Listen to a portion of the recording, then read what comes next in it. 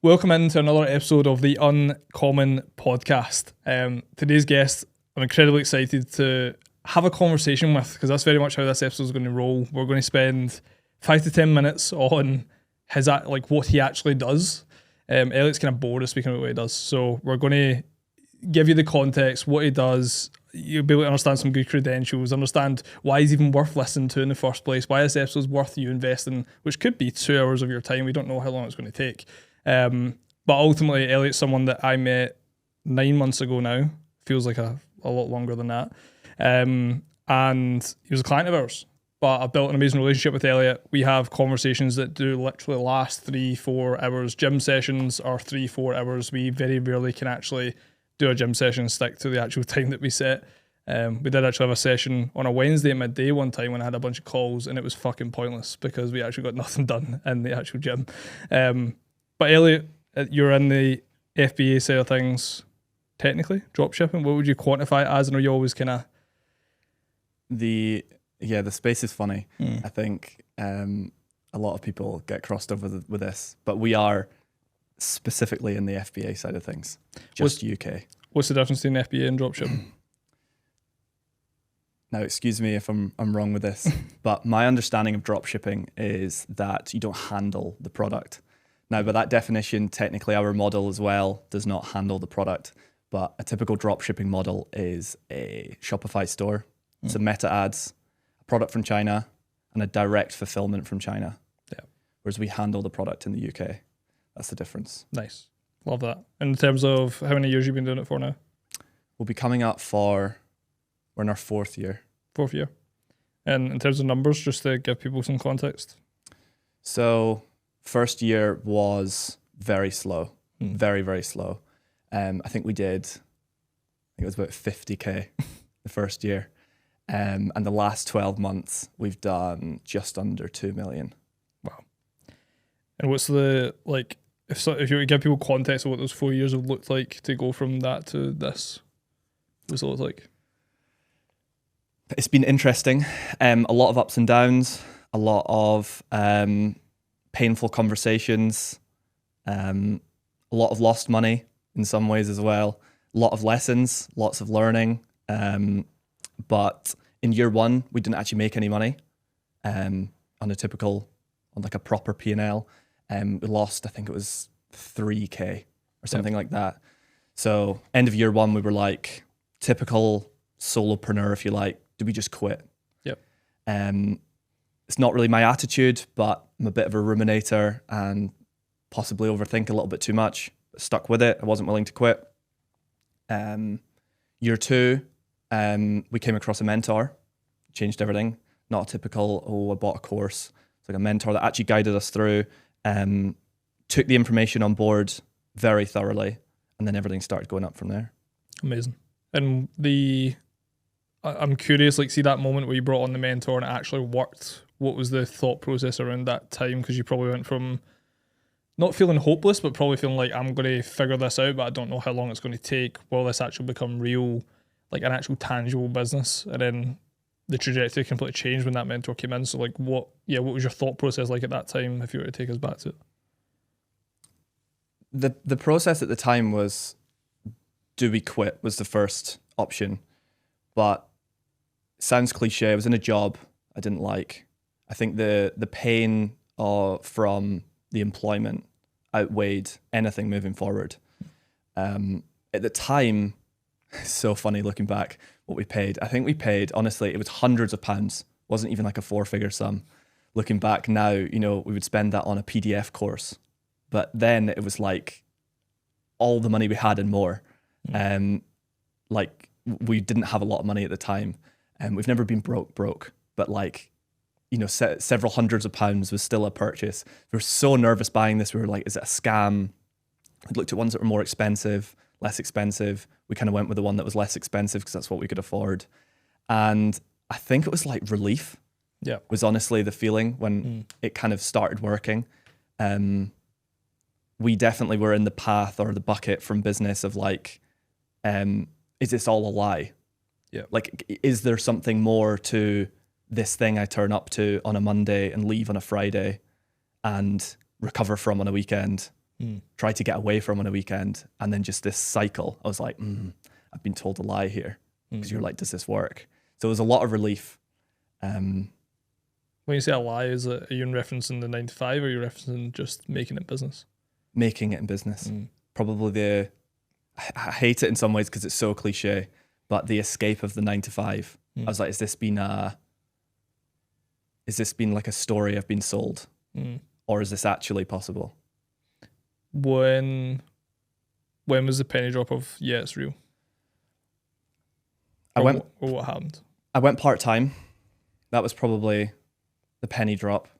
In e-commerce, it can be hard to see profit. You're kind of trusting numbers. We were constantly reinvesting.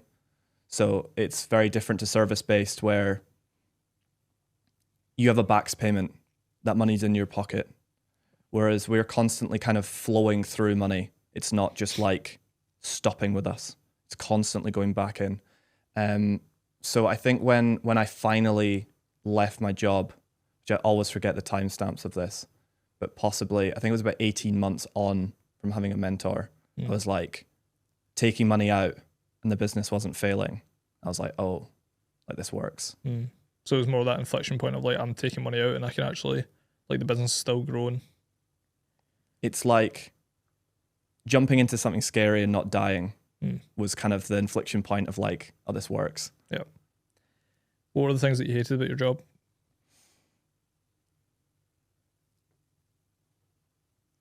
There was lots of things. I think as I've done a lot of self-therapizing, I'm probably less harsh about the things, but looking back, the pains were a good thing. They were strong. That actually kind of took me out of a region beta into, to be very specific, there was one thing I really, really didn't like. I didn't like being asked how my weekend was and knowing they didn't care. That's so interesting. What about that did you not like? I'll take you on a quick tangent with this because it'll give some context. I recently came across Robert Greene's work, probably in the last 12 months. And I've not consumed enough of it, in full honesty, for how much I like it. But when I came across I stumbled across it by accident. I think it was short form, as we all do now. And then I kind of went into some of his long form, and then I started reading the 48 Laws of Power. And when I was reading the book, a lot of these things, these power dynamics, I would notice in the workplace that I was in. It was like a corporate accounting firm. So it's like super typical to notice these things. And when I was at the job, before I even knew of this content, I used to display things like the way that juniors would speak to their seniors. And it was quite obviously an ego rub. Yeah. They would go for pints and stuff with their managers. And I was like, but I know you don't really like them. And I would observe these things. I used to sit in the corner near the window. I think it was so that no one could loom over looking at what I was doing. I was probably procrastinating most of the time. But I would observe, I would look at the way that people were behaving. And I used to notice these things. I used to think, does your manager know? Like, is this like a double bluff game? Or does the junior just know how to play the game well? Like, do they know how to get what they want? And then when I came across Robert Greene's content, I was like, oh, this is like a thing. It's like someone else has noticed this. It's interesting because what I quantified it as, and I've double underlined it, is just arse licking. A lot of it, especially in the gaming space as well. That was one thing I hated about it. Like, thinking, just, you made me reflect back that there were certain players that would be at like the highest echelon with the biggest branding, with the biggest following, that I 100,000,000% of my absolute core realised we were not the same person. And not that you always look for people that are the same, but I mean like core values, not the same person. And I remember that literally being enough for me to start to want to just venture elsewhere. That was a turning point for me too. It's interesting. I could probably go on forever about the workplace. Yeah. But that was probably the biggest thing, was the psychology of it, was the the way that people communicated, even down to body language, but mainly just taking part in, I was kind of the difficult one. I didn't go to any of the corporate events or anything like that. I probably did it differently. I was probably trying to not be someone rather than trying to be someone, which I've realized now. A lot of these things have their time and their place. Yeah.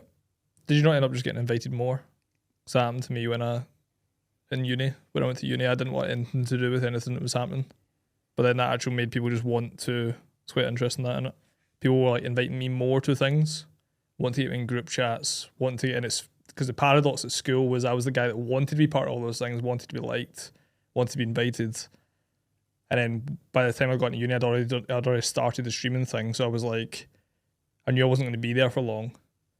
And that I also wasn't arsed about anything that they were doing. Their plans were literally go to uni, go out and get pished, regret it, do a dissertation on the last day. Like that was literally their life. I think whether it was more, it probably was more.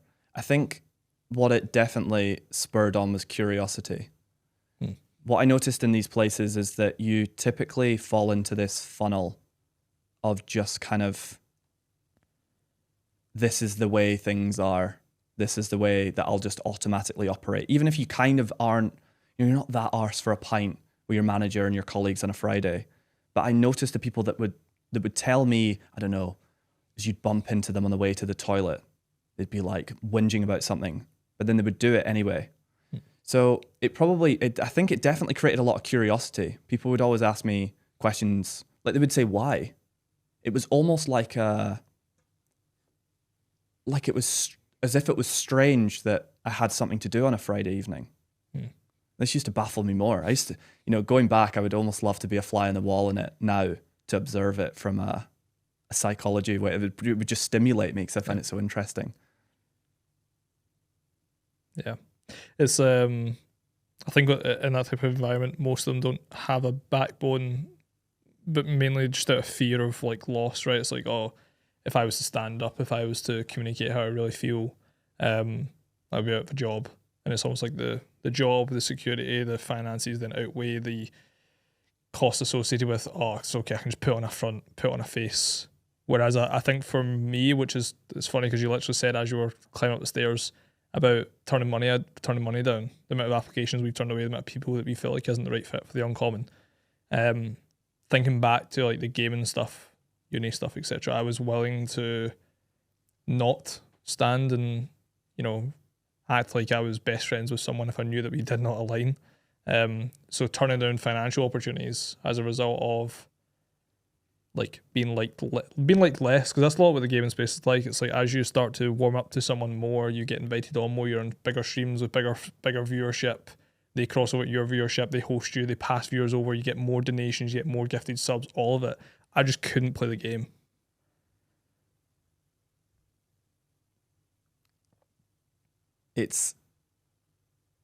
I have this obsession with like observing these things.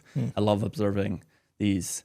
I had a slightly different kind of childhood in terms of, you could call it status, if you like. It's probably what it was. But my status during school was not, I was the kind of, as my partner likes to remind me, I was the snotty nose kid at school. Not literally, I hope. But I was that kind of like, I wasn't in one group, I wasn't in another, kind of wasn't in the kind of more, what do you call it, library club. But I wasn't like a popular kid. My mum worked the school I went to. So that gave a different dynamic. You were kind of a bit saint status in terms of bullying because you kind of had that. But it, when I started observing people, it was, I definitely had like a lack of respect during that school period. And it's funny, I notice with a lot of my actions now, they will reflect looking for respect or demanding respect from certain people. And it's funny how it all ties back. It's all the status and all those pains come forward. How do you like navigate that now? I think a good starting place is knowing that you are a reflection of your child. Normally, only the rewards and the pains of your child or your childhood is huge. I think the minute that you understand that, it's very easy to understand whether are you talking or is like a hurt or very rewarded child talking. The more I unpack psychology as well, I love psychology. I think psychology it's the foundation of everything. Business, relationships, on all levels as well, from friendships to intimate relationships, from intimate friendships, anything like that. Yep. It's the foundation of all of it.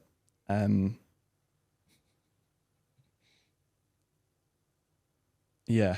I find it so interesting, right? Because I know, so I've had Jack Kinnan on, I've had Josh on, and I know for a fact, like, naturally the title is going to be around what you're doing in the FBA space.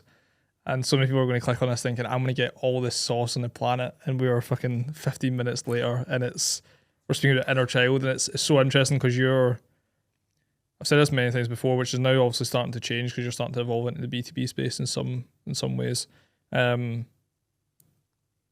You have almost like not no interest in what you do, but you're very much lit up by other things, like not necessarily buying and selling stuff on Amazon. Like, yeah, I don't know, do you want to unpack that a bit? Like, why do you think that's the case? Or, I mean, I could sit here and spit value, for example, in our space. There's probably a huge lot of topics I could speak about that, rumination causes a lot of issues, but it also causes me to spot things that other people won't spot. So I could sit here and spit value in the FBA space of finding more leads, cash flow, cash cycling, fulfillment, all of this stuff. But if I'm being honest, and maybe this is just for me, I didn't find being pointed in the direction ever my problem. I always just found it was psychology. So that's why I'm so obsessed with psychology. I think knowing what to do is never really my problem. Yeah. I was never short of an idea. It was just implementing it and being able to, you could call it impulse control. Yep. Being able to stay on the tracks, doing what I know I needed to do was always a bigger problem to me than knowing what to do. What would be your advice to someone to bridge that? What changed for you to actually start just going and doing the shit? I think most people know what they need to do. It's just time to action. Yeah. What were your blockers then? When you think about doing something, you go, should I do it? Should I not do it? Was it doubt? Was it like, what actually was it? Probably a lot of natural human emotions. There's anxiety there, fear, judgment, embarrassment, all these things. It's so funny because this is something I'm going through at the moment, is my kind of time to action period. It's right at the top of my Notion page. That's like, this is my number one thing, being able to decrease time to action. Trusting my gut more. As you know, we've spoken about this many times. I'm quite like a spiritual person, very energy based, which is normally why I know what I need to do. It's just doing it. So cutting the overthinking out has to go. It only slows things down. had a great coffee chat with someone you know, and he came up with this word omnipotence. I was like, yeah, this is what I turned up for. It's a great coffee chat. I have no idea what that means. I'm probably going to get the definition wrong, but it's kind of like a god or all like power. Like omnipotence is like power. And this came from Hormozy. So if he was describing, we all want power. That's kind of what status is. It's, ladders, whatever. We all want power in some form. And that, why is a god so powerful? And it's because they can click their fingers and something is done. The world and the heavens were made in 7 days, and he rested on the seventh. So it's done in 6 days. Now we're talking metaphorically at the moment, but if you then flip things, I've always thought this, things are normally in inverse. If you take a long time to do something, that's the definition of no power. So sitting in procrastination, overthinking, ruminating, all of this, basically taking longer to do what you know you need to do, defines lack of power. It's funny because I know, well, firstly, it's a pretty profound thought process, which I want to unpack further, but someone that's maybe listening that's like, there's maybe been a wee penny drop moment there, or maybe they've had multiple of them, but then they falter back to it's easy for you to say, Elliot, you've done it for 4 years now. You're looking at doing 2 mil in the last 12 months. I want to, maybe they're at the 50k mark. Maybe they're in a service-based business, but they're doing 6 figures and they're thinking, I could only dream of generating 7 figures. Like how do you bridge that? Because I get the impression it comes from experience, right? It's really easy to say looking back, you're right. Because once you've done something, you know how you did it. You also know you survived. I love this thing of, I've talked to you about this before, but my partner, Sophie, as a girl, likes nice, expensive things. So we bought her a nice, expensive thing. And I was sat there in a pool of anxiety thinking, how can we afford this? Probably like the guy sat doing 50k thinking, how would I ever get to 2 mil? I was sat in uncertainty. And we did it. And we survived. We're still going. So for the guy doing 50k, or the guy doing anything, you're not alone. Everyone goes through this. It's okay to feel uncertain. I could go down a big rabbit hole with this, but I'm not sure whether this is a good thing or a bad thing about me, but I think people are amazing. Like, I think people are truly amazing. Like, literally everyone. To even the people that you would naturally think are horrible, awful people that have done awful sins. To an extent, I think in everyone, they're quite amazing. I think people just need to be able to you're pretty powerless without belief. And I'm fueled by delusion. Like, I'll openly say that. Everything to do with my future, or everything from 50k to 2 mil, powered by delusion. All just delusional. None of it made sense on paper. How do you cultivate that? Someone that doesn't have it? I think people are too quick to trust the opinions just directly around them. Like, I have a great relationship with my parents. My dad has a successful business, multiple successful businesses. I don't always trust every word he has to say. We live in a different era. We know different things. He'll also give me an opinion, which is very lucky, that is, I know you need to take this with a pinch of salt. So you need to be careful you don't consume all of the opinions around you. Like, if you have a family full of people that work a job, nothing wrong with that, it's fine. But you want to explore something a little bit wider. You maybe want to work across the world. You maybe want to have financial independence. I think a great starter block is be careful the advice you take from people that don't have what you want. What do you think of the foundations of the survival piece? Like, for someone to believe, you know what, I will survive this, or to be willing to take risks, or, because I've thought about this quite often, like, what are the foundational pillars that I got in place to a point now where I'm willing to take big risks, where I'm willing to invest multiple 5 figures in a mentor, where I'm willing to let team members go to bring on other team members that I believe could be higher performing, to take the risk to buy out my business partner, to then take the risk to bring on a new business partner. Like, all of these things, you know, I've got a good understanding of what I believe my foundations are, but when you think about, like, I will survive, I will be fine, like, what do you think are the foundational pillars of, like, cultivating that thought process? We're really lucky that we live in a first world country. We recently did some traveling, Thailand, Indonesia, Southeast Asia. it gives you a real understanding for rock bottom here is you're doing pretty well there.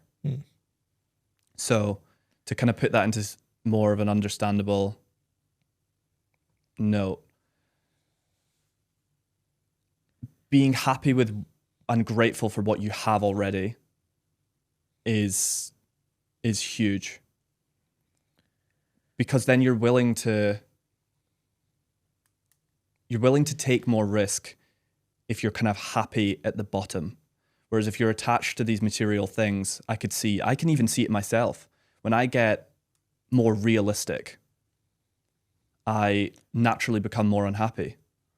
When I'm kind of delusional and looking forward, I think, okay, I've got a nice car, but I don't need it. Or I love having dinner with my partner in a really lovely restaurant. But I'm also happy just having a chicken and rice. It's fine at home. We have the same conversation. So being happy with the basic fundamentals of, Naval has something on this, I'm going to have to paraphrase here, but about if you're not happy just sat with a cup of coffee, you won't be sat, you won't enjoy being sat with a cup of coffee on a yacht. I could unpack this for forever, but I was even standing outside here, and across the road there's architecture. I was thinking, God, that's crazy. Like, someone lifted that into place. Someone probably spent years carving. It was like a masculine figure in stone. And if you can be happy, if you can get enjoyment from that, not needing to have a brand new iPhone and bombard your brain with short form content to get a dopamine hit, then the risks become, it doesn't matter, because if you lose it all, it's fine. Because what are you doing it for? Yep. If you're scoreboarding, then yeah, I would probably, you would try and hack the system, try and store money, don't let anyone take it, you get very defensive over what you've got, you don't want to lose it. You need to be kind of fluid, dynamic, willing to, helps you take risk. I heard Chris Williamson say something recently about the concept of, you can tell how happy someone is by how they feel when they're bored, or what they do when they're bored. And I've thought about this quite often, because this month's been like a huge pushing trajectory for us at the Uncommon. Year as a whole has been pretty tough, but my boredom for most of this year has been riddled with you're not doing enough, so you better get back to work. And it's been like very reoccurring. This month we've actually done less of what I'd quote unquote the stuff that I would typically be doing during that time period, but just focusing more on the actual shit that's going to drive things forward, which has then created periods where I've got everything ticked off, and I'll sit there on a weekend and I'll be like, I've got the mental capacity and energy to go and do something here, but it's not required. I would just be moving the schedule forward. I've got a session I'm taking on Tuesday, for example. I'll just go and prep that. I'll go and do that. It's like my whole life evolved around the business space and moving that forward, and it's because it's been massively consumed. But then also, if I don't bridge that boredom with work, I'll bridge it in another way, which is typically meaningless shit, as opposed to, like you said, wanting to be stimulated, as opposed to like, you know what, I'm bored, so as a result, I'm going to sit and chill, or maybe going to go and cook some food, or maybe going to go for a walk, or like things that people define as like a zero-sum game, i.e. I go and cook, I get nothing from that, so I'm not going to make money from that, so I'm not going to do it. Whereas like, especially this month, it's been like the boredom's actually been like, you know what, go and sit with Bex and watch her shitty crime documentary that she wants to watch, and just sit there and be present with her. And it's interesting because like most of this year has, I'd say Bex has probably seen me the most tense that I've been. But the boredom conversation is interesting, just from like you standing outside. It's like you could, what are majority of people going to do when they're standing outside waiting for something? The phone's going to come out. 100%. Phones out, straight on Instagram, reply to messages. Like people can't go through a gym session without their phone being out. I can be guilty of that because in my head it's like if I train midday as well, midday split. My thought process is I'll reply to messages during that time. And I heard Chris Bumstead speaking about now that he's retired from the bodybuilding sphere, that he went from taking his gym sessions very serious, very on time, everything dialed, never lose focus on the actual session itself, leave his phone in the car or in a bag, to I'll just reply to emails in between sets. I'll just take this a bit slower. I'll do this. I'll skip that set. It was like I literally found these foundational pillars just eroding away because for him it was detachment from the goal. But once again, why is it detached from what happens when you're detached from the goal? You struggle to find meaning. Could equal boredom. Boredom could then lead to I'll just fill my space with shite. Phone's huge. I've done a lot of work on phone usage this year, massively. Being in Thailand definitely helped because around us in Scotland, there's not a lot of things in my interest. Not to be ungrateful, it's a very, very pretty place, but unfortunately I don't always need boredom and looking at scenery. I sometimes need a bit of like a good chat and a nice gym or a good session or whatever. And a lot of that around us is not there. So when we went to Thailand, I was a little bit more stimulated externally. I noticed the phone went away a lot more. Yep. With literally no restriction on the phone. My phone's just picked up as if you're talking to it, bro. That says a lot. But I've spoken to you about this quite a lot. I now use this app called Screen Zen. Bit of a cheap plug. But I literally get 10 minutes a day on Instagram and 10 minutes a day on TikTok. And what's so funny is I basically have two lives. It's 5 minutes and 5 minutes. And I can't use the same app twice within 15 minutes. I rarely use both. And it's so funny how now I've restricted it so thoroughly that I don't even crave to use it all. I thought I'd be like hitting 10 minutes and then like pissed off, being like, oh, let me open it again. But I'm just not. And I don't want people to get the wrong idea as well. It's not from a place of narcissism that I don't care what other people are getting on with. I have some amazing people that I follow on my social medias, but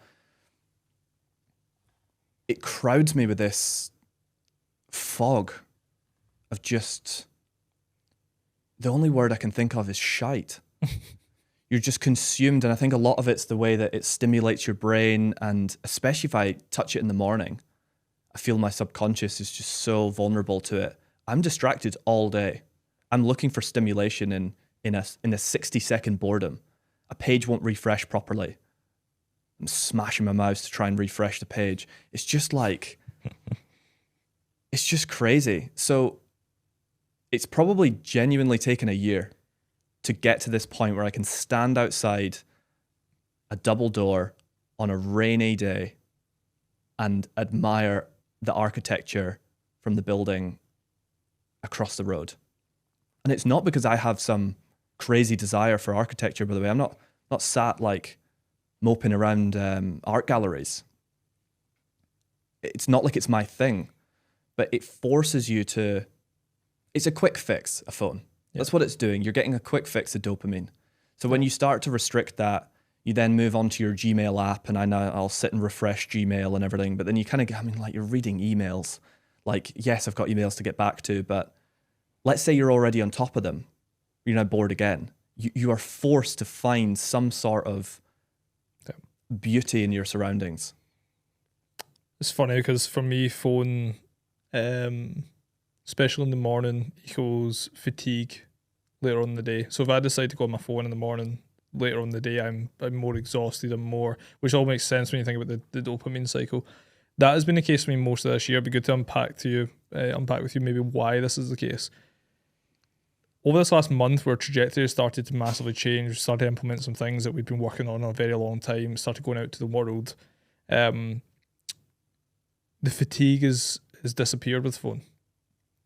Now, I'm not using my phone when I first wake up. I'm using One Thing, by the way, Jude, just a wee plug on, on that side of things.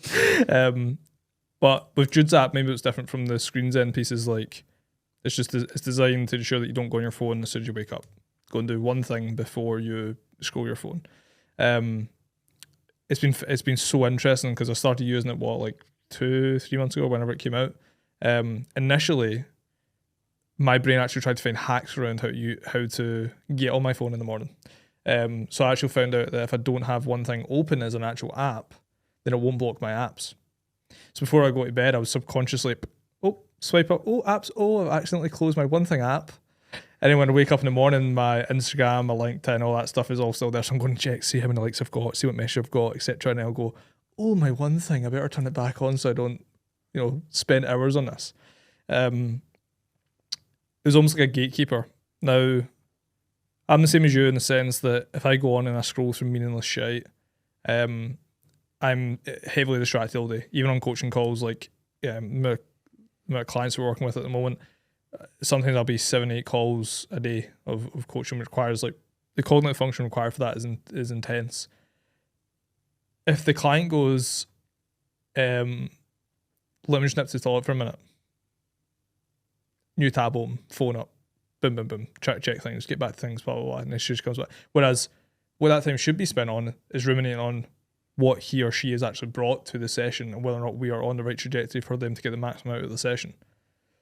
I've found that when I'm not feeding myself with shite, that's so much easier in a logical way in the actual moment to just go snap back into it. What I found more interesting over this last month, though, is I used to have a rule, right, where I wouldn't reply to messages within the first half an hour of waking up because I believed that was what was making me feel like shite and the fatigue, and I wanted to just reply to messages all day. This last month, I've been replying to messages within 30 minutes of getting up, and I felt zero of those things. The fatigue, the constantly chasing messages, and I've been trying to unpack this, and what I've kind of concluded to is that if I'm going on my phone for escapism, and there's zero productive meaning, and it's not attached to my vision, it's not attached to my goals, it's not attached to what I want, that then equals fatigue, shite, don't feel good. If I'm going on my phone to tick off shit that actually needs done, I then don't feel the same. That's the only correlation I've been able to make on it. I'm still kind of toying with it because I'm I've put all these barriers in place. And it's interesting because when I do the subconscious One Thing close of the app where I open my phone in the morning when the alarm goes off and I see, my Instagram's not locked, check it. Subconsciously, I still want to click it. When I open my phone and One Thing is blocking everything, and I see that WhatsApp business is not blocked, there's no jump to open it. None. I don't want to do it. So I get up, make my bed, I shower, grab water and electrolytes, I'm sitting at my desk, I open up my phone, I go on WhatsApp business, I reply to a handful of messages that came in the last night. It has zero impact for some reason, and maybe I'm being fucking delusional on it, there is an impact, but compared to how I felt over the years, so fucking different. So different. Been trying to unpack the layers of that, but yeah, be good to see what your thoughts are on it. I wish I had an answer because I love being able to help people, especially when they have things they're normally confused about. I'm like the guy that will go and sit for hours just of no benefit financially, no benefit even really to me apart from it validates I can help them. It's a great point. I could lead this into another kind of tangent of about thought orders. Mm. So this is something I took from Chris. I just love, it made so much sense. There's some stuff I love when I listen to a podcast and I think, you're speaking to me. Yeah. It almost feels like it's personal, like it was recorded for you. Mm. And I guess that's a real pain point. It really kind of touches a nerve. But thought orders. So feeling anxious, then you feel guilty about feeling anxious. and then you feel guilty that you feel guilt about feeling anxious, and then off you go. It's like it's just awful. But if I get up later than usual, I used to feel guilty. I don't think getting up later ruined my day, but the guilt did. So the only thing that I could unpack here, and I don't know what's going through your brain, is that the guilt or the identity around being a person that doesn't go on their phone in the morning, has that shifted? And does that influence your day? That there's no thought order on it of I'm the type of person that doesn't go on their phone half an hour in the morning. And is that what then leads the day through this negative path of, well, I've not done what I said I'm going to do. And, well, does that mean that I don't do anything that I say that I'm going to do? And then off you go. You're into your thought order. It's just like you said earlier on, it's like you know deep down what to do. You also know deep down what you're doing when you're doing it. So there's probably an element of like subconsciously, I know that I'm going on Instagram to see shite, to be consumed by shite, or to check my messages, or to check, and it's probably associated with like some sort of dopamine hit. Whereas when I'm going on WhatsApp to reply to messages or to check my inbox or to make sure the team are sweet, that doesn't equal a zero-sum game for me in my head. It's like either I'm going to go on and I'm going to get a nice batch of messages replied to, or I'm going to go on, help a team member with something, or I'm going to go on and maybe it's a mental check. Cool, everything's sweet on that front. I can then crack on with everything else. It's maybe also how my roles changed over the years, because I went from being the visionary who worked on the business for 6 hours before he replied to a message. So there's probably an aspect of like that was years of undoing, which then equaled that if I went on my phone early, that I was failing. Just like you said, there's an element of guilt. I'm not doing what I should be for the business, etc. Whereas that's Lawrence's job now. My job as an integrator is to make sure that the cogs are all moving, the operational side of the business, the back end and the front end are both firing. And there's quite a lot of comms that are related to that, especially with the team and client base. So maybe it's that. Maybe it is the thought order piece, just like you said. And it's there's actually, when I'm replying to messages in the morning, there's no guilt. There's no negative thought around it. If I get up though and I scroll on socials or I do anything that's meaningless, even like yesterday as an example, I got up later than usual, way later than usual. Exact same as you. Before I would have felt like absolute shit about that. Zero care. I actually loved it. I loved just laying on my Bex, spending time with her.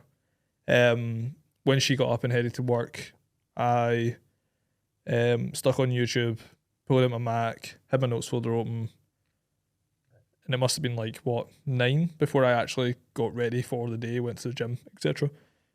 Which anyone knows me, I'm a 5:30 person up at him. So yeah, thought order potentially being the solution, or the thought around it. I know it affects me. Yeah, like just as you said. Let's say I got up at 5:30 every day. Let's say I was you, and then I was up and out and ready, regardless of what day. It's funny, I hear this from people, and they're like, oh, I work, whatever. And then I find out they don't do a Sunday. And I'm like, the way that you speak about the way you work is very, very different to actually what, because I just assumed, because we have done, I just assumed a 7-day work week was normal. So therefore, if I wasn't cracking on by, let's say you were at desk for 6, I'd seen the day as a failure, no matter what day it was. Yeah. Whereas when I've spoken to people about this before, it's like that Monday to Saturday or Monday to Friday.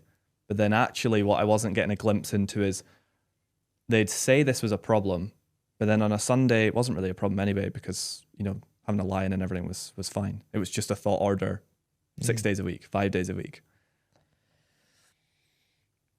Yeah, it's almost like not okay, I work Monday to Friday, just like you said earlier on, to escape from the Monday to Friday problems on the weekend and like almost not ruminate on them, not think about them. Whereas like our life, especially with how young we are, a lot of it actually massively evolves around the business. and shit that we love and what we want to do. Which, like, I was the same as you. Like, even with the streaming stuff, done 250 days in a row, 10 and plus hours, no questions asked, no thought process around it, until I just fell ill. It was my mum being like, you ever thought like you're just doing a lot? Like, maybe just doing a lot, maybe you're like genuinely just fucking exhausted. Maybe this is why people do take some time off. It doesn't mean that you now need to be a Monday to Friday man where you take Saturday and Sunday off now every single week, but maybe you take a Wednesday off. And I was just like, you know what? You're not half wrong. You're not half wrong, because a lot of it is, because I've been trying to unpack this whole like hustle culture where people work-life balance argument, right? Where people are just talking by each other. So someone listening to this just now who has kids, has a work-life balance, will hear exactly what you said, and it'll almost like trigger like a frustration, it'll trigger a feeling in their gut where they'll be like, they'll disagree. On the other side of the spectrum, someone else could speak about work-life balance on a podcast, and we maybe won't resonate with it. Now, maybe we won't feel like shit about it. Maybe we will. Maybe we'll have the same gut instinct and response as them. There's this kind of like weird like paradox of just like, is it literally just as simple as I work on the things that I love and enjoy? So there's two paths here, right? I work on the things that I love and enjoy because I enjoy them. As a result, it doesn't really feel like work. As a result, I can do it as much as I want. And I don't need rest because I love it. There's then the other side of things where it's not all going to be play, and there's going to be shit that's going to fucking like mentally stress you out, mentally take a lot of cognitive function, mentally make you feel fucking exhausted. Would it make sense to fucking chill out? Makes sense to rest. Make sure to do it. Now, everyone's definition of that will be different.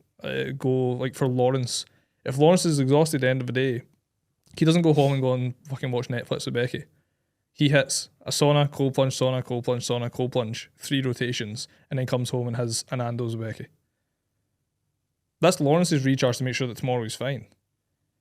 Like, this definition of like, you have to sit and do nothing on a weekend because, well, you should, because you should have work-life balance. It's like I've been trying to like unpack that for fucking years, man. I feel like I'm getting some clarity around it.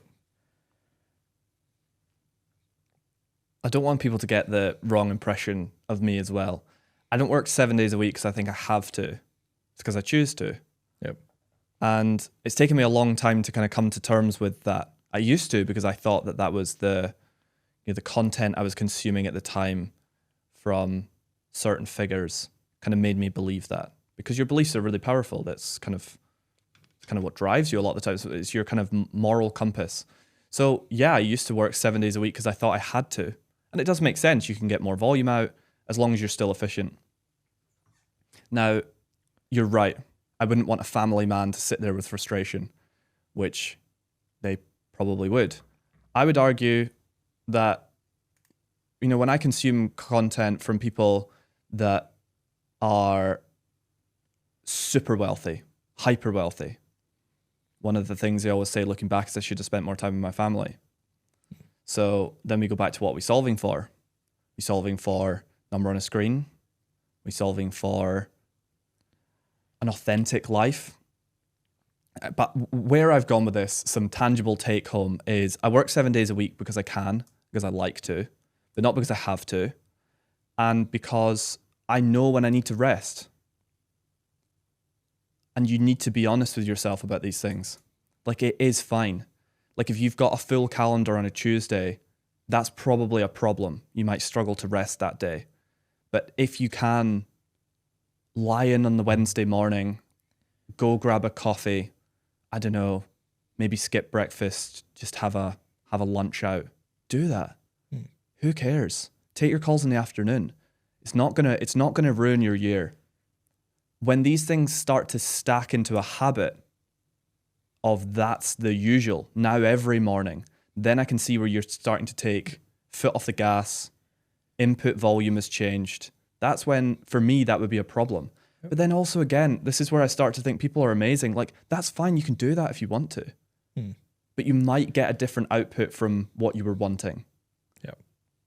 But I don't want people to think that I'm like, be at your desk 7 days a week. Because I've gone through periods where I've been pretty miserable. Probably got quite a lot done, to be fair, but pretty miserable. Some of our best months I've just been sat in misery. I've just been locked into a desk. And these things will pay off with years, but then I think, do you know what, that lying in the coffee and the nice view and the drive, like all with my partner, that was kind of nice. Yeah. It was like a day in a month. And I used to feel guilty about it, but now I just don't. I like the knowing when you need to rest piece and when you're just lying to yourself. Because I think that's like that is something like, see when we asked earlier on about if someone in hindsight is able to look back, or like you in hindsight are able to look back, so I'm able to look back and know these things, not be uncertain about these things, but to know these things. Knowing when you need to rest. I think about Jack as an example, right? He went from 7 years in a council job to being like one of the key cogs in a small startup. Like he literally, like he's responsible for the sales. Sales don't come in, like business is in a difficult position. His concept of rest was massively flawed by the council. I remember one of the things he said to me and Lawrence one time, he was like, do you know the council were fighting for a 4-day work week? Because they wanted to have a Friday off. And then Friday, Saturday, Sunday now for the foreseeable future. And I just seen like Lawrence's like initial like response and then my initial response being completely different to, not necessarily different to Jack's, but Jack was definitely intrigued by what our thoughts were around it. This concept of like when you grow up in that environment, you are given these days no matter how you feel.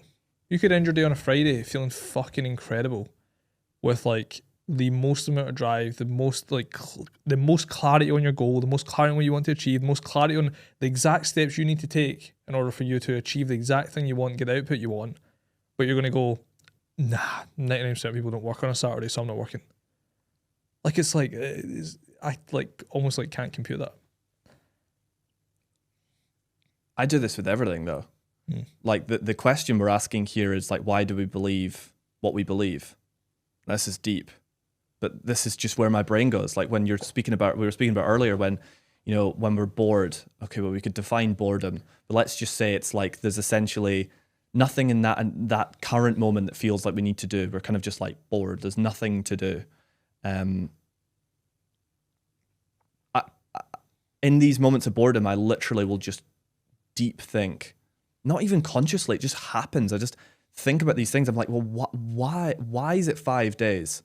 Now you can go straight into science. I think science is great, but I also think science makes things quite miserable at the same time. I think it's binary as well. Very binary. And I don't think things are as binary as we necessarily think they are, but why a 5-day work week? I don't know that. I know they did studies on a 4-day work week, and apparently people were more efficient. But I get that. That makes sense because most people are probably misaligned with what they're doing. So of course, that constant resistance, a constant friction, they just don't enjoy it. Like dreading a Monday morning to me is you're probably in the wrong role. After, give it some time. You can't be put in a sales role and you're uncomfortable on the phone. Day 2, you're going to have to go through some discomfort. But if you're a year into a job and you dread a Monday, I'm not here to diagnose anyone, but my brain couldn't not think into that. Yep. There's something there. It's interesting because when I think about dreading a Monday, there's probably plenty of Mondays that we've dreaded in our time in terms of business. So when you speak about the misery that you were like feeling maybe for like a month or a couple of months where you've had these record months, but you felt misery at those times, you maybe not dreaded a Monday, maybe just dreaded their work. But it just so happened that on a Sunday, the shit you were doing on Monday made you dread it as a concept. I have very much like always the same routine on a Sunday, which is I get up, write all my content, schedule my content, plan my week, make sure my calendar's sweet, get my to-do list ready, and then I go gym. That's pretty much been my Sunday for as long as I can remember it. This Sunday I'm shooting a podcast with you, which is pretty fantastic. I'm sitting here just now thinking about my week. My first thought there was, what does my Monday look like? Looking at it this morning. Got 5 coaching calls, 4 hours of working on the business. I also need to prep the session for Tuesday morning, which I'm going to be taking on people building their marketing plan for 2026. That's something that, like, when I think about that, I feel excited by the coaching calls, excited by the couple of nuanced changes we're making to the business for the start of next year, and the prep I've become indifferent to because it's part of what I do. But I don't have any negative response to any of those things. For a lot of this year, I've definitely dreaded the Monday. But I think that just comes down to like the challenge that comes with business at times where there is so much uncertainty that can make you cloud and be unsure. So it's almost like part of me going down a side tangent, but it was like, how do we unpack the difference? Because for some people, they'll dread a Monday because it's a fucking tough time in business. Fucking shit happening all over the place. Maybe things haven't gone to plan. Imagine like Lawrence, for example, when COVID happened, all of his SE units were taken off market, couldn't do anything, business couldn't function. I'd imagine he was dreading business full stop. Didn't know what was going to happen. Versus someone dreading a business because they fucking hate it. They hate what they're doing. Would it be, if I dread a Monday tomorrow because I've got 5 coaching calls with clients, and just because of those 5 things, is that an indication that I'm not in the right thing? Potentially.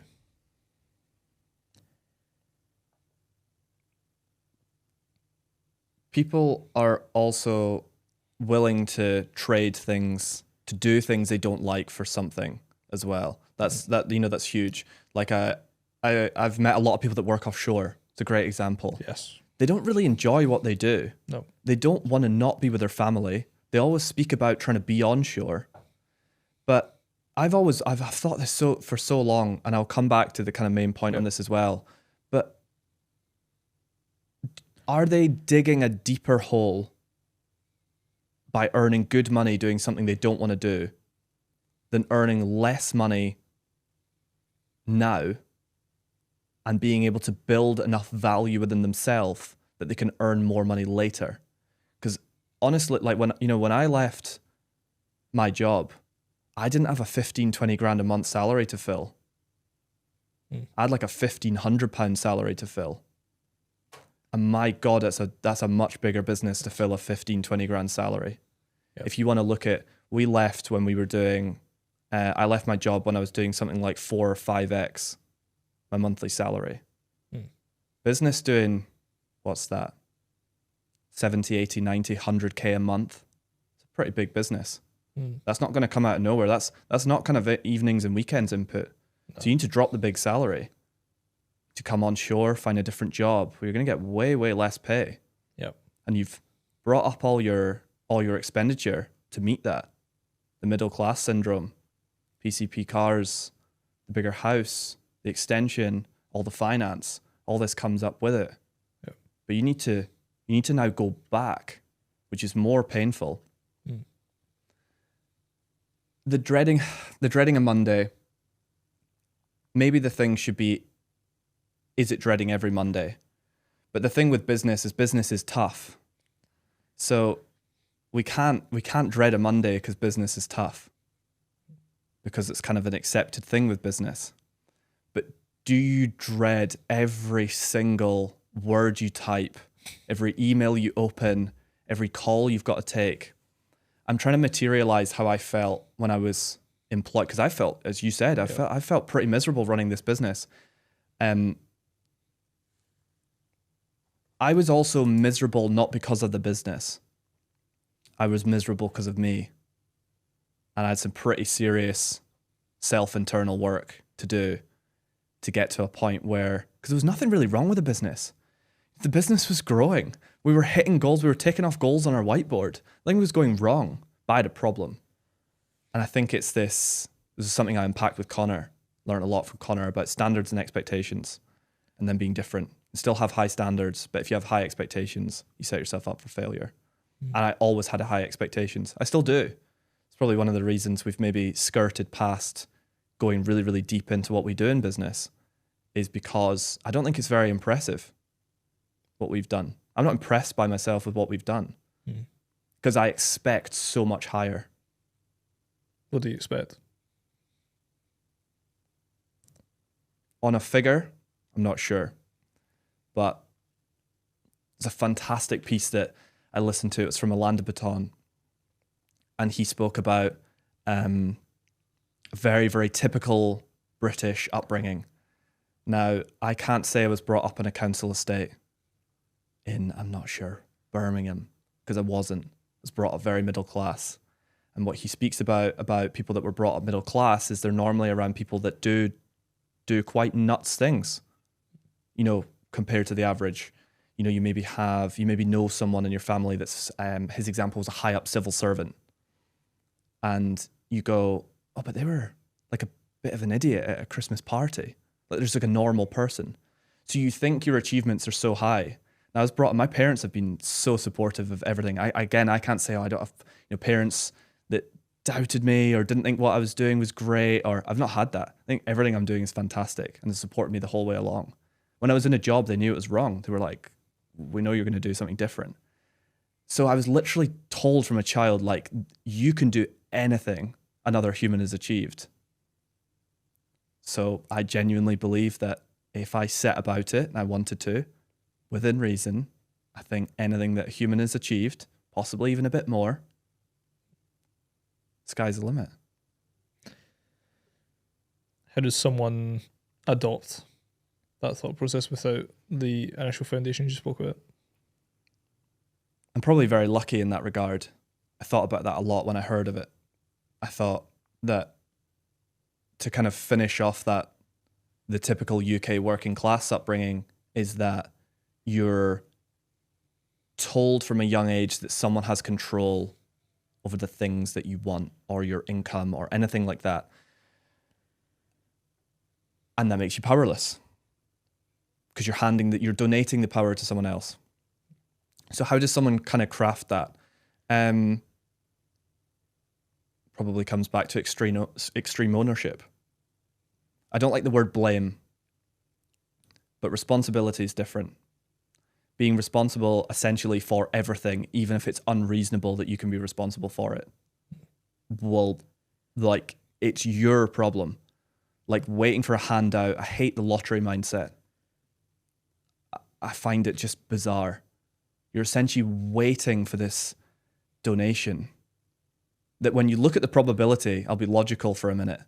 You look at the probability, it's pretty small. And you're waiting on this thing that, like, the probability essentially stacks that you would never get it.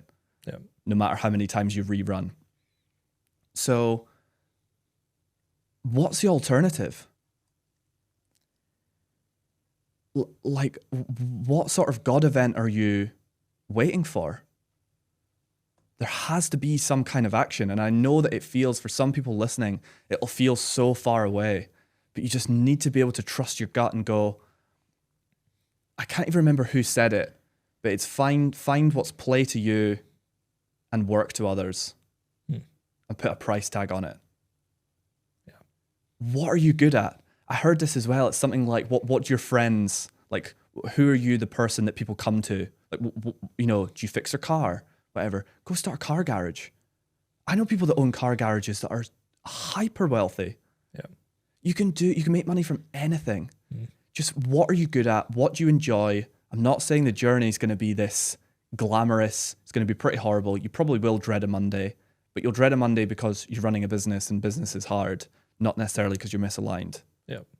That's what someone could take away. I love it. The lottery conversation's interesting because let's say Elon Musk, he's someone that gets slaughtered all the time. Especially on social, especially on Twitter. Twitter's a platform where he gets slaughtered very, very commonly. But I remember seeing a post, I think I sent it to Jack, and it was like, when Elon had became like the wealthiest man on the planet, it was like, oh, this is the wealth he's amassed. And the quote tweet was literally about him giving every person £100,000 on the planet. It was something like along those lines. It was like if he gave a certain amount of cash to everyone, how much better off everyone would be. But it comes back to that donation mindset, right? It's just like, I want something for nothing. That's literally what it is. I want something for nothing. And there's a concept around it as well where it's the opposite of extreme ownership, right? It's like, I want something for nothing. And I want to argue why I should have something for nothing. And and a level of entitlement that comes with that, because that's all it is. It's just entitlement around it.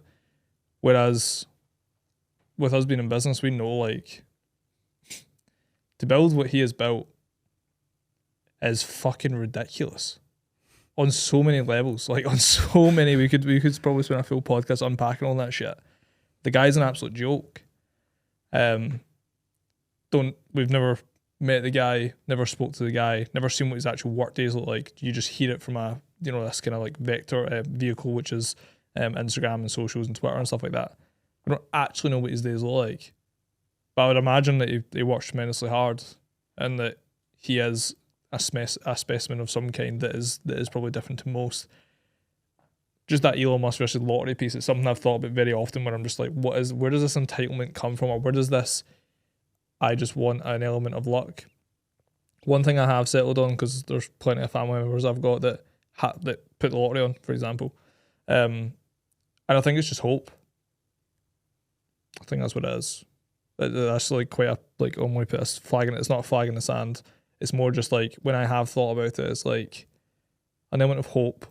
And then that hope takes me down a path of, what would I do with that money? What would I do if that happened to me?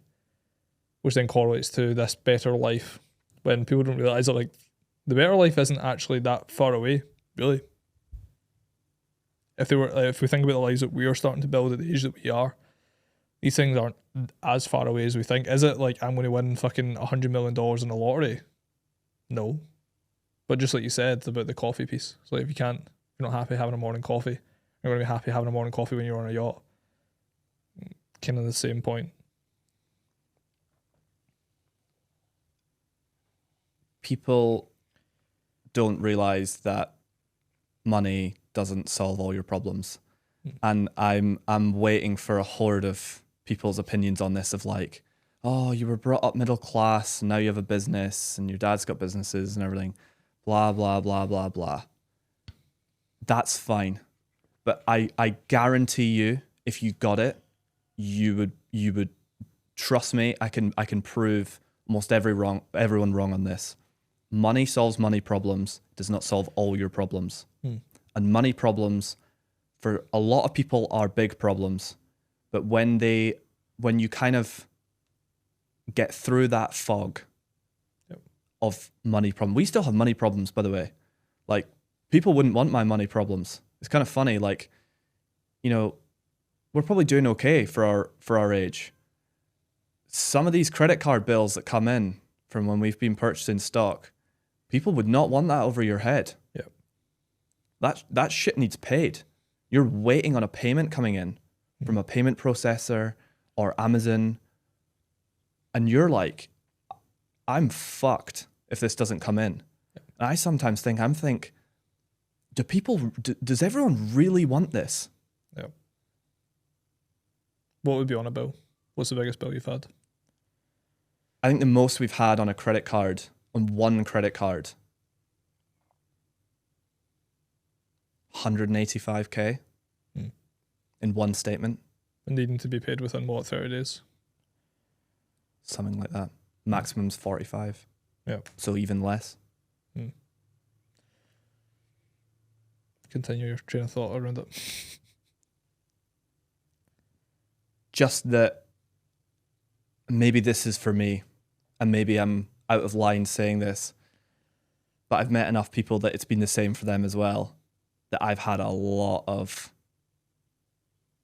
pains to unpack that really got properly unraveled when we weren't fighting to put food on a table or something like that.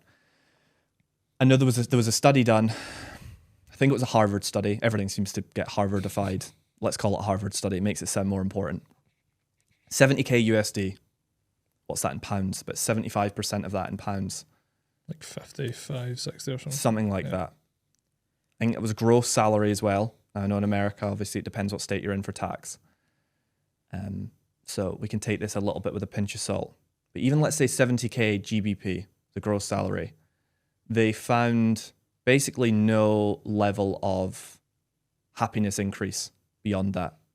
That met your basic needs. I think it was for like a family of 2 or 3 or something like that. And I just think that explains it all. You know, it's a good amount of money. It's, especially in America, that's super achievable. You know, I hear about, you know, dentists are on 300 or 400K USD, and it's probably all needs to be made relative into the UK terms so that people understand. But I think that explains it when you're doing it was quite a mass study from my memory that really shows that it comes back to the coffee thing. Like, everyone just thinks that for some reason, I don't know where this comes from, that's like money's this gatekeeper to happiness. And I think it takes you to get some money to realize it's not. Yep. I think most of it's felt, because if I think about maybe people listening to this podcast, or maybe say this was to hit like mainstream media, we already know the thoughts that would be around it, right? Most of those thoughts to me are fueled initially by pain, in terms of like arguing against your point, right? Most of that's fueled by emotion. Most of it's fueled by survival.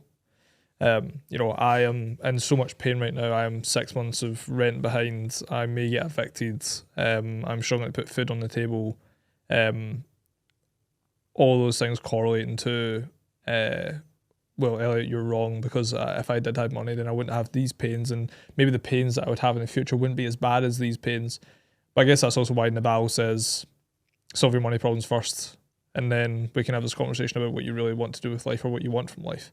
Because I think there probably is an element of, just like we said earlier on about the work-life balance versus hustle culture, quote unquote, which we're not on either side of those conversations. But whenever anyone hears about working a lot, and someone has work-life balance or wants work-life balance or values it, then they're just talking past each other. They're just arguing without any, nothing comes of it. It's a zero-sum game that we spoke about over dinner.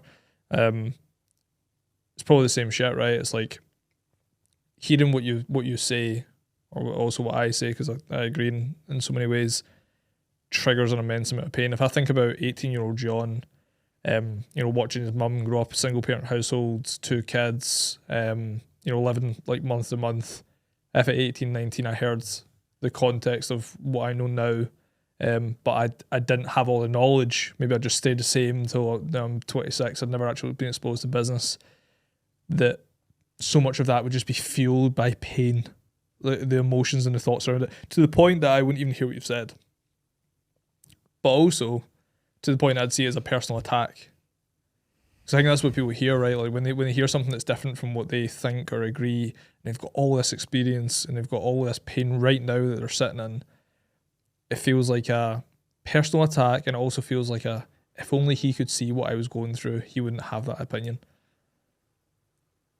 And I think it's definitely that element that's like, you really do have to find a way to solve your money problems to get past that initial emotion so you can hear what is actually being said. It shouldn't, or it's not intended to be a personal attack. I'm very like non-offensive in that, but it might come across, I would understand. I probably at times, the business has felt like it's going downhill, even though the numbers don't say it is. And I feel personally attacked. I feel envy towards people that have a service-based business. We've spoken about this many times. Yeah. It's like, oh, money in the bank must just be great. Yeah. I genuinely feel for some of these people. I genuinely do. I'm not one of these people that's like, oh, well, you just need to do this. Yeah. Because I know it's hard. And I'm at the forefront of overthinking things as well. You're 6 months behind on rent and you're getting evicted, and you work, I don't know, in a supermarket or something. You're on minimum wage. Doesn't matter. That must be fucking hard. Yeah. Like it must be. You've got kids, expectations, there's other families, you know, maybe such and such that goes to school, their dad works offshore, and such got an iPad for Christmas. Must be fucking difficult. Like that genuinely must be hard. That's not what I'm saying. I'm not saying that it's easy. But I'm going to repurpose something I heard. It was on Chris's podcast, and it's from a Jordan Peterson event. I'm going to have to paraphrase here because I don't know if I'll remember it perfectly. But I think it's my depth of consciousness causes me to suffer. Is it a blessing or a curse that I feel everything so very deeply? Now, the bit that I'm going to steal is what his response was I think it was, take what's poisoning you and curdle it into a tonic that fuels you going forward. Yeah. Something like that, I'm paraphrasing. This fear and feeling personally attacked and everything, good. You can use that. Yeah. That's energy. But don't let that energy go to waste. Don't let it go into a keyboard. Don't let it go into a comment section. It's all wasted energy. This is why I don't enjoy politics or anything like this. I feel like arguing about things that feel so distant is just wasted energy. I've never voted. Yeah. People hate me for that. How can't you vote? Because I don't want to get involved. It takes up my headspace. I feel like I can put my energy into better things. And people get very tense. I've said this to you before. I got asked, which football team do I support? I said, I don't. That was a problem. So it wasn't even a rivalry between clubs. This guy was pissed off at me because I didn't support any club. They just want some sort of tension. So if you can take that pain of lack of income, you're behind on rent, if you can curdle that into something you can use and that don't see the fear and the pain as something you can use to retaliate, and you lean into it and not be bitter, because things are unfair. Yeah, 100%. It's funny because it's front of mind in terms of natural responses that we feel when we hear something that maybe we agree with or disagree with. There's responses that happen on both ends of the spectrum. And I was listening to one of Chris's podcasts with Simon Sinek. Now, I love Simon Sinek, love so much of his content, consume so much of it, his perspective on leadership.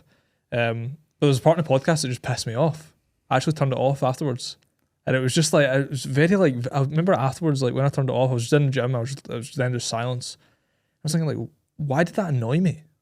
Why did that actually annoy me to the point I've turned it off when I love so much of Simon Sinek's work? And I, I typed it on my phone because I was thinking maybe I'd unpack it in therapy with Fraser, because it probably flares up in other ways. But basically the conversation was, Simon Sinek was speaking about the concept of like language that's used around achievement. So winning a Tuesday was the concept that Chris Williamson has spoken about many times.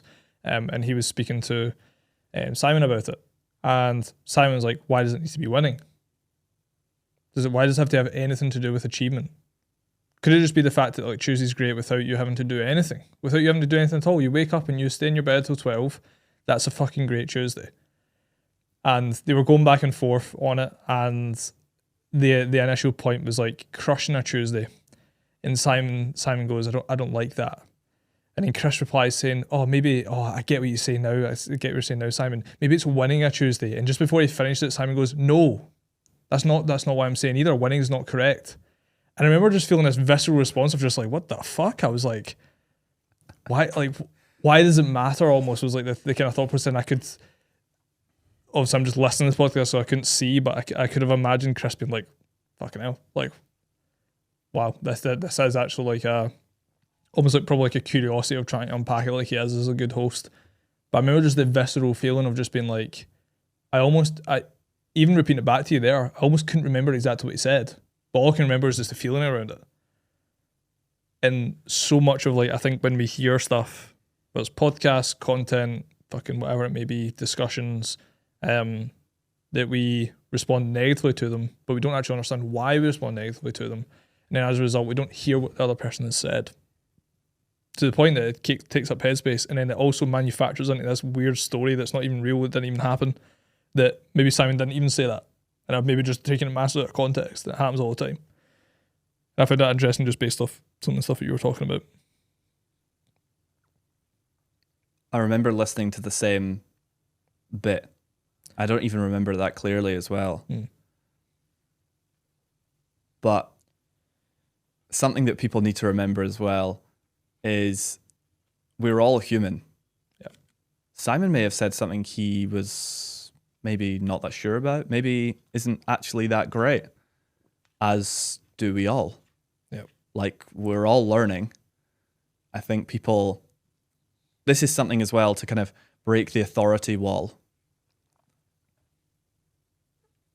I did some TikTok for a bit, and I learned very quickly that people were seeing me as if I was different to them in a good way. I had an amazing response. I can't actually honestly say I went on social media and I got shamed or whatever. I had like an amazing response from people. I think I've been very, very lucky in some ways. I didn't have like hate comments or anything like that. Just people that doubted that it was true. But I knew myself it was, so I didn't really care. And these people were speaking to me as if I was some sort of like figure. And the first thing that I always said to people is I was like, I am literally human, like the same as you are. And I think it just made people like, it's almost like kind of dropping the veil a bit of like, all right, like there's a normal bloke too. Like, yeah, like a Wednesday evening is pretty hard for him as well. Or like, let's give you a specific example. Amazon loses his stock too. It's like lose money. It's a bit unfair. Yeah. Sometimes nothing you can do about it. Oh, that happens to him too. I think it kind of put people at ease. So with Simon there, I'm not surprised that, you know, we listen to probably a very similar genre of podcasts. There's things that we hear that we go, not so sure about that. Yeah. I would be almost a little bit confused if there was nothing that these people would come out with. Yeah. We were like if I was like, I agree with everything they say. That's like brothers lost at birth or something. Yeah. It would just be weird. Yeah. So I don't think that's strange. I think that's I think that's good. It almost shows that like that's fine. I guess it's what what does disagreement equal? Is disagreement equal a visceral response, which it does for most people, which it's probably done for most of my life up until unpacking through therapy, which is correlated to quite a lot of interesting thought processes. But yeah, it's like actually figuring out like there's plenty of people that have said things to me that I don't agree with that I've had no visceral response to. But for some reason, that little part of the podcast, it was like I'm lifting, and I like stopped what I was doing, took my headphones off, turned it off, and I was just like, that's so fucking stupid. Like, what? Like, and once again, I passed like almost an element of judgment. What I find interesting about the pedestal comment, I remember a mentor I was working with. He was talking about not sharing things to his feed/story that could take his eyeballs or take his viewers' eyeballs elsewhere. So say Big Figure doesn't then share Hormozy because they want everyone to consume their content, not Hormozy's content, because Hormozy might be better. I remember I had a coach one time who, not the same coach, but I had a coach one time that she didn't want me to tell people about $100 million offers when it initially came out because she believed it would overwhelm her clients. In hindsight now, it's not anything to do with overwhelming her clients, it's because the content in there was better than the shit she was coaching and teaching. Now, there's quite a lot of this in terms of like pedestal, to me, equals calculated, i.e. you calculate every single thing, you overthink every single thing. There's an element of maybe like Robert Greene shit with the 48 Laws of Power that's like, okay, I'm going to adopt that and I'm going to think about every single thing I do so that I always have the most power. And it's funny because I adopted that thought process for a little while in terms of, okay, I won't share other shit. If I like a piece of content, I'll take it and I'll put it through my own vehicle and understand it further and put my own spin on a concept that is incredible. And it's funny because this morning I seen a video and it was this young guy and he was like, and I shared it to my story and it basically said, if you weren't a threat when you were younger, I can't trust you, right? And that was the hook. And I was like, fucking interesting. And he was like, it's probably not what you mean. It's probably not what you think I mean. What I'm implying was, if you weren't standing on that gym hall and someone goes to put you on a team with your friend and they go, no, that's not fair because they're too good. They're too good to be on the same team. It was like, if you've never had that before, I can't trust you. Because when you start making money, when you start making shit happen, when you start achieving all these things, it might switch you up. Because you've not been exposed to that as a young child of being someone that's seen as a threat to the point that you can't be on a team with someone else because it'd be unfair for everyone else, all 25 other people there. And I found it fucking hilarious. I was nearly late to meeting you today because I was pissing my fucking pants, bro. I was howling because I was like, he's kind of talking some sense in a way in terms of like, if you never had an element of like small status, and it's micro in the moment, but it's large in the moment, but in hindsight it's micro. That if you do start to then go on and acquire a large amount of status, it could change you if you've not maybe had that micro exposure to, or micro dosage. But I nearly never shared it because I had this thought in the back of my mind that was like, oh no, don't share, just repurpose it. It's like, well, no, because the point that he's made and his tone of voice, his accent, like all of it was what made it funny. It wasn't just the initial point; it was humorous as fuck. And it was almost like I just nearly never shared that could share that laughter with someone else. That someone else could see that story today and fucking get buzzed and laugh, and whether they message me or not, it's indifferent. But because of this pedestal concept of like, I don't share anything that's not mine because I don't want anyone else to see anything that's not mine because everything is my own, that equals this godlike figure. John doesn't sit and consume a reel around being a threat and being good at football because he's always studying fucking what he needs to do to improve his business. Like, this is the genuine thoughts that like people almost like calculate to want to create. It's all just a persona. It's all just shit. It's like an avatar. Literally. I get it because it makes sense. It's very clever. I think a lot of these things, a lot of these personal brands are engineered. Yep. I don't think they're just natural. Yep. I love thinking about, I always think YouTube videos are really funny when you watch a YouTube video, but then you actually see like some YouTube videos are very good at doing, a behind the scenes, for example.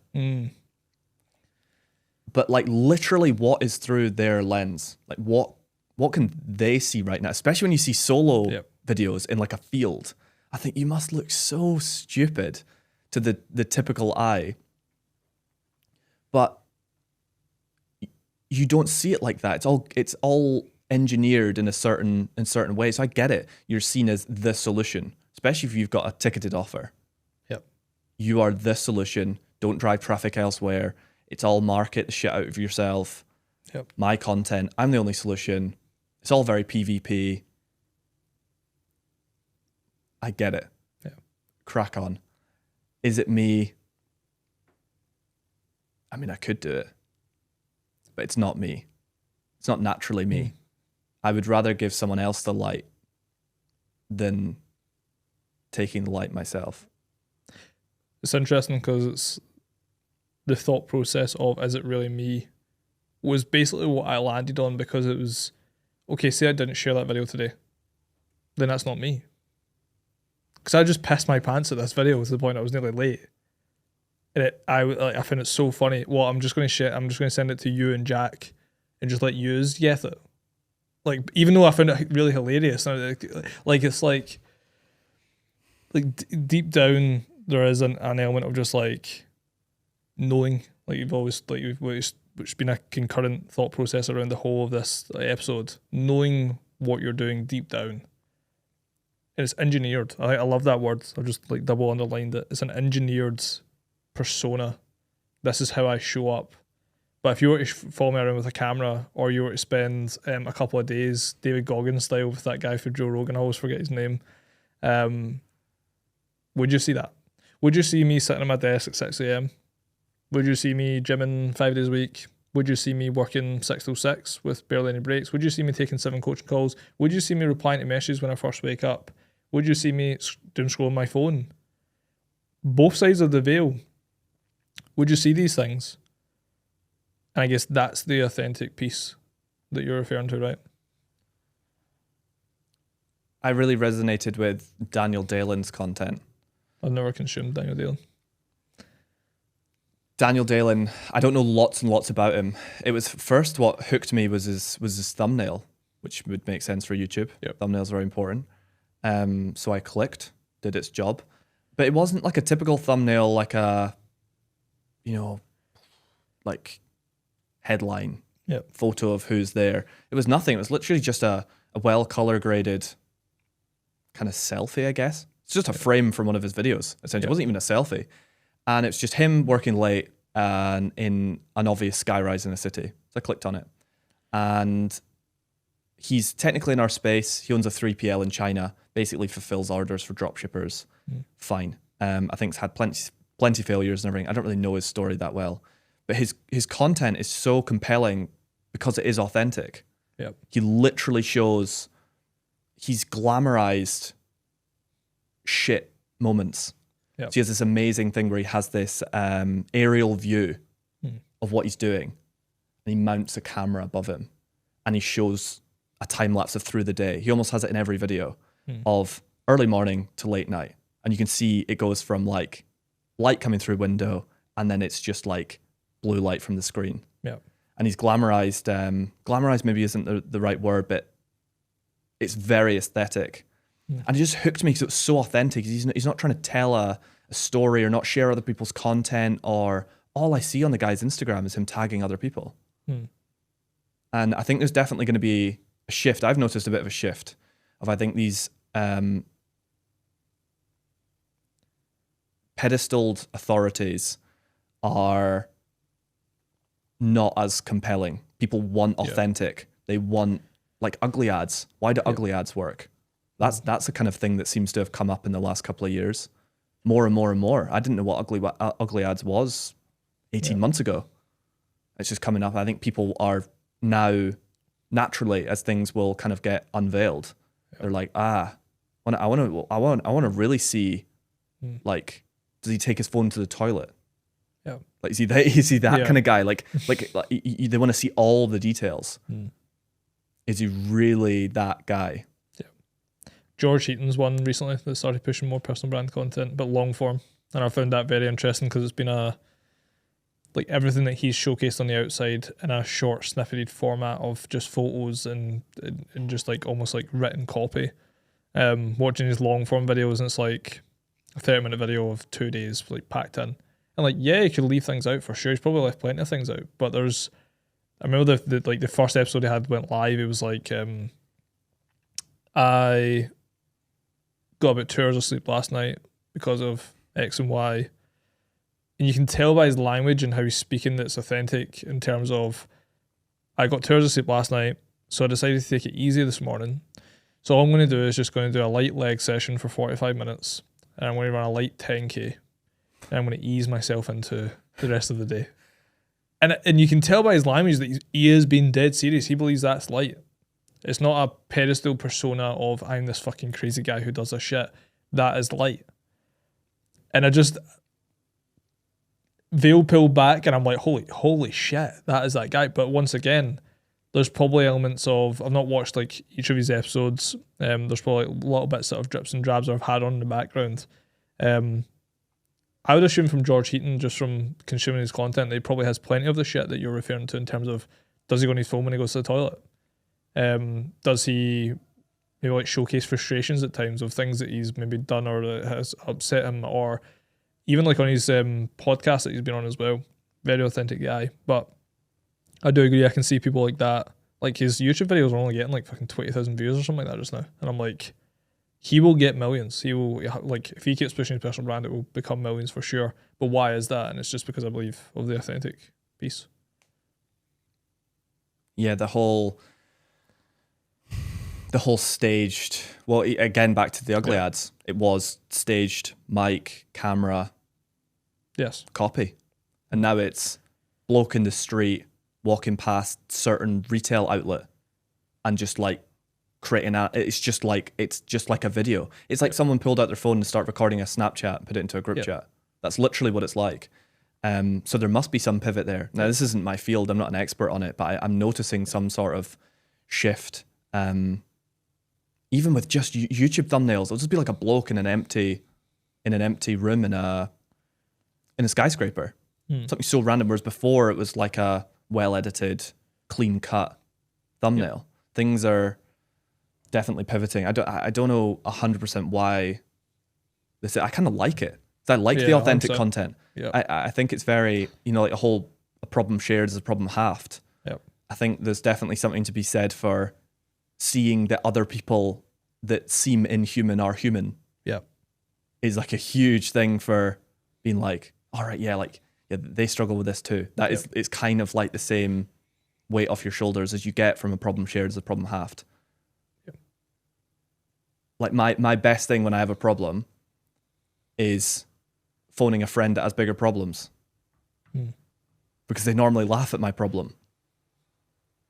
I know Justin Waller, the guy with a construction company from Texas, said he had this crazy payroll to make. I can't even remember what it was. And he was waiting on a payment coming in. I think the bank hadn't really, America's so behind with like wire transfers and everything. It's not like it's instant in the UK. He was waiting on this payment landing. And I think he said it wasn't a mentor, but let's call it a mentor figure. I've got this payroll to make and I don't know if I'm going to make it. And he just started laughing. And he said he already felt a bit of ease. It's like, why are you laughing? And it's like, if you're not experiencing almost not making payroll, you're not pushing hard enough. Yeah. And he just immediately went like, because it's a reframe from something like, oh my God, I've got people with kids and mortgages. They're not going to make their payments because I can't pay them. And you go into this very realistic mode. Yeah. Whereas it's a reframe of, this is a good thing. Well done. Like you're pushing hard enough. Yeah. It's hard to do that. Again, you know, in a tangible format, I understand these things don't, if anyone watching this thinks they could take this away overnight and just change to that, it takes practice to be able to like get back to a state of calm. That's quite nuts to just like go, oh yeah, it's just fine. It's not that. It's like anxiety for like a year around said problem. And then you go, oh, I've beaten this so many times. Now I can be calm. Yeah. I love that. There's two prongs of the authenticity path that I want to go down. The first one is being authentic enough to say that I am absolutely bursting for a piss and I need to nip to the toilet. The second one is that you love Harry Dry. And I think a large amount of why you love Harry Dry is due to the authenticity piece. And I would love for you to unpack Harry Dry while I nip to the toilet very quickly. So the viewers can just listen to you. Viewers are just going to listen to me. Why do you love Harry Dry?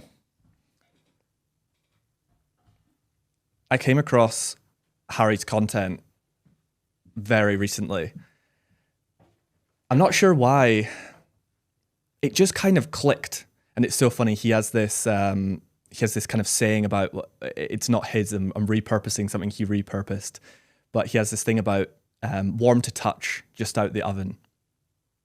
And that's almost what his content felt like to me.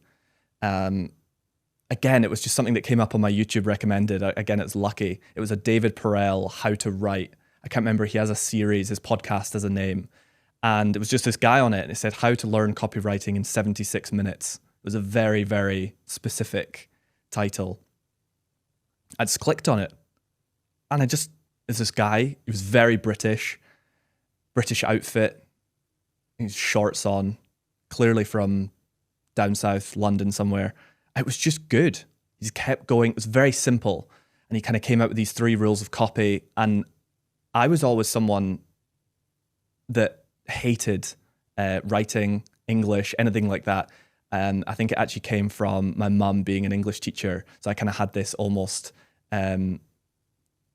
resistance to it for some reason. I don't know why that's there, but I never liked English at school.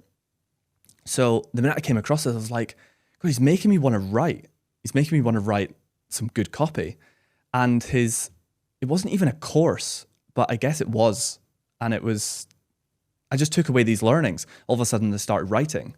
The next week I was then writing posts for LinkedIn. And I think you're definitely right. I think the authenticity in his content is what reeled me in. I'm now subscribed to his newsletter, which I think has 150k people on it. And it's just good. That's the only way I can describe it. It's concise, it's good, it's authentic. You can tell it's got a personal touch. He shares a tweet every week in his newsletter. It's always copy focused, but I don't even know the guy, but I feel like I can tell that he cherry picked it with like his essence. But yeah, it comes back to his authenticity. He was sat there in a 76-minute long form video on a guy's podcast I'd never watched, teaching copywriting, but he was just in shorts, some strange red coat, large black buttons, I think. But it just made sense. Do you know what's funny? I actually thought that they were the other way around, the host in Harry Dry. Initially, when they sat down and started talking, I was like that.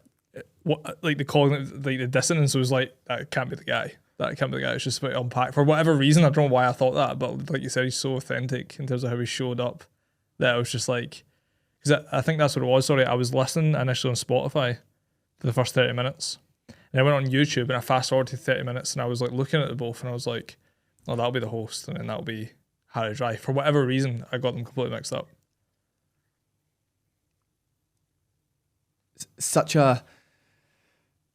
The guy's clearly just like a genius at marketing as well. And he has this website, marketingexamples.com. And when you see one of the, I'm going to call them a tile, they're like kind of tiles on this website of how he actually pushed his newsletter. It was all engineered. It was on platforms I still can't even remember the name of, where certain groups of people hang out. I literally cannot even recall the name. And it's these random, and I think, how did you build this strategy? And I know almost everyone, like, what's it, idiots all the way down or something. Yeah, all the way up. Or all the way up, yeah. He will have, it won't be as engineered as I maybe think it is, but he's clearly just good. And I think it was the value I obtained in a short space of time while being entertained for free. It was interesting. I have no idea of his credentials. I just realised that. Because I didn't know whether you sold him as an up to the toilet. Did you sell him in terms of what he's achieved, what he's done, etc.? Or did you just start speaking about him? Knowing you probably just started speaking about him. So I was going to enforce some sort of credentials, and I was thinking, I don't know his credentials. I don't know what he does. I just know he's a copywriter. Like, I don't know what his business model is. I don't know how he makes money. I assume that he writes ads for people. I have no idea, like, his actual credentials, which I find so interesting because, like, we've grown up in a world where, like, pedestals are everywhere. What are pedestals typically structured by? They're typically structured by all these credentials and achievements that stack up to put this person on a pedestal. That guy, I don't even know what his credentials are, but in terms of a copywriter, he's fucking incredible. I have no idea either. And I literally just did start speaking about him. I'm in the same boat. I don't even know what he does for money. It could be a fraud for all I know. Yep. But something caught me. I almost like would put my own money behind him not being a fraud. Because I'm so sold by it, like you said. My understanding is he sells ad space on his newsletter because he has traffic and writes ads for people. I don't know for who. I've never even been offered to, you could write an ad for me. Yeah. He's never tried to sell anything to me. I don't even know where I would go to buy an ad from him. That's what's crazy about it. And I don't know if that's why it's so authentic. Yeah. It's like I'm struggling to purchase something from you, but I'm getting all this shit from you. This must be fine. Like this is, you must be good. So George Heaton speaks about, like, the only thing people can buy from him is his clothes. As far as his knowledge, which is all content really is, right? It's dropping, especially for someone like George Heaton, like what he's dropping is not, it's not exactly on like how he creates clothes necessarily. It's around how he's created this business, how he's built this brand, him, his brother, etc. Which doesn't lead to anything to sell. And the guy in the podcast was like, well, what do you want people to buy? And he was like, just my clothes. And just, once again, it's like, makes you want to consume more, for sure. What I'm mindful of is the fact that we've been going for nearly 2 hours, which is what made me realise that I nearly pissed my pants at one point, because I was like, I've literally peed before I came in here. Obviously, we kind of anchored the fact that this was going to be, like, the fact you're in FBA, it's probably what the title is going to consist of. But I think today is a major indication of what you actually love at your core. And I'd fucking do podcasts like this every week with you if people would like to listen to them, even if they wouldn't, I'd probably still do them with you anyways, because I fucking just really enjoyed today, mate. In terms of where people can find you, you're only really posting content on one platform at the moment. I do have a TikTok. Oh shit. You can find me on TikTok. It's Elliot FBA. I think there's an underscore at the end. It's old content, so be kind. I've had some very, very nice requests to come back. A lot of requests. I almost counted them the other day. It's like almost 30 people took time out of their day to DM me to say, you're going to start coming back. Doing some content. Posting. Yeah. Maybe I'll come back. But yeah, you can find me there. Nice. Love it, bro. I appreciate you more than so many other people. In terms of the insights that you give me, it's insane, it's profound. That's why I wanted to get you on. And yeah, I appreciate you so much, mate.